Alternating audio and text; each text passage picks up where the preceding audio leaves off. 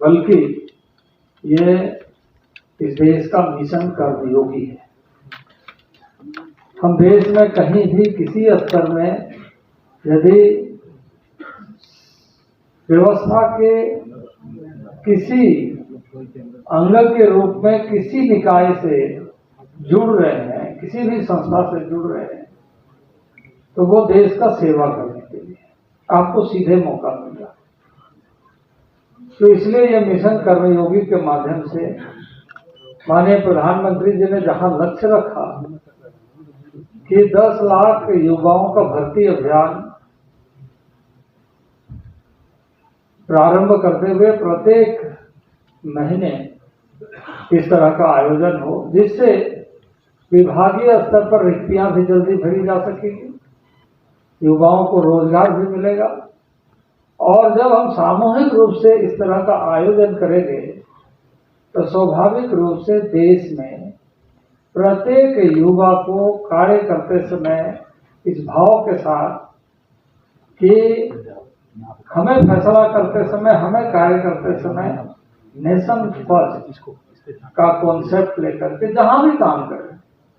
जिस ओहदे में काम करें, जिस स्थान पे काम करें, ये भाव रहे। और ये भाव हम सब के बीच में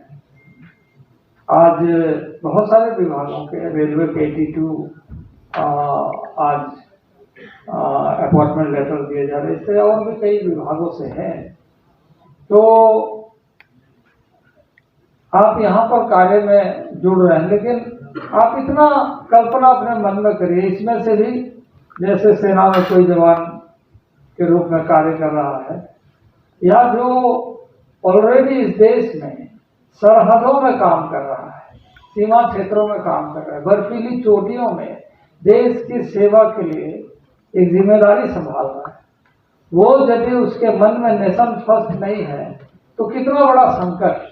इस देश के लिए पैदा हो सकता है। इसलिए जो वहां पे कर रहा है,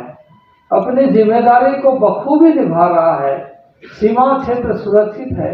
तो हम सुरक्षित हैं, देश सुरक्षित है।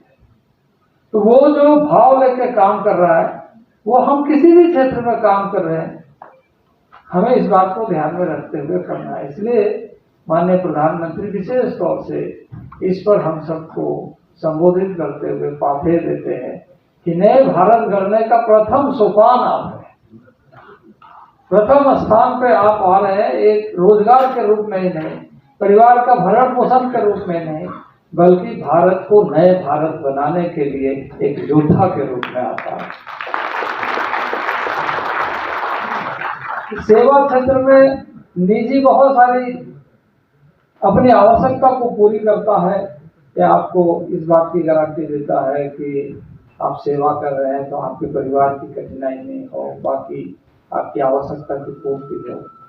लेकिन देश की जो आवश्यकता है वो हमारी प्राथमिकता है।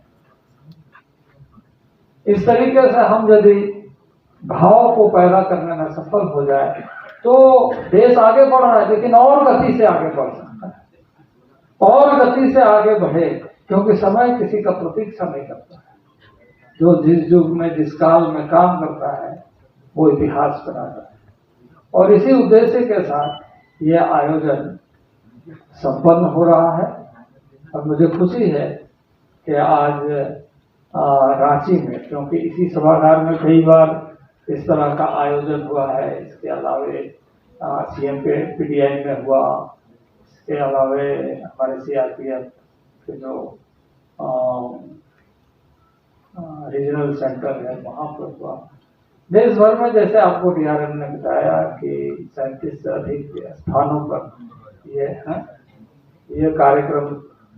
आज संपन्न हो रहा है। तो देश एक भाव है, देश हम सबका है, देश हमारा है, हर व्यक्ति का यह देश है और उसे अपने देश को संभालने का पूरा अधिकार है। उस अधिकार का उपयोग हम अपने सेवा के माध्यम से कैसे कर सकते हैं। आज हमें जैसे बैंक में जुड़े हुए हैं या अन्य क्षेत्र में जुड़े हुए हैं,